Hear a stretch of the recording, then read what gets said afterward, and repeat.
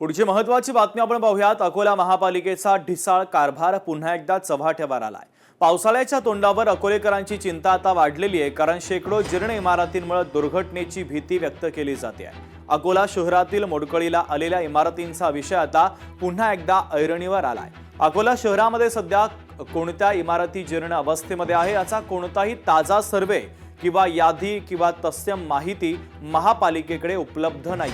महापालिका प्रशासन अजूनही सुस्तच असल्याचं दिसून येत आहे। नागरी भागामध्ये सुमारे 200 पेक्षा जास्त इमारती अत्यंत धोकादायक अर्थातच शिकस्त अवस्थेमध्ये उभ्या आहेत। मात्र महापालिकेच्या वतीनं कोणत्याही प्रकारे सर्वे या इमारतींचा करण्यात आलेला नाहीये, त्यामुळे आता लोकांच्या जीवाचा प्रश्न निर्माण झाला आहे। अकोला शहरामध्ये पावसाळ्यापूर्वी ज्या बिल्डिंगा शिकस्त आहेत त्या सगळ्या बिल्डिंगांना नोटीस देणं सुरू आहे।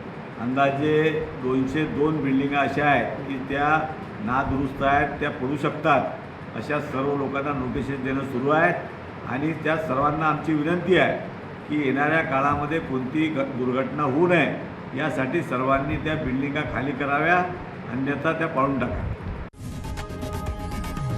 लोकशाही मराठी ऐका, पहा, जागरूक रहा।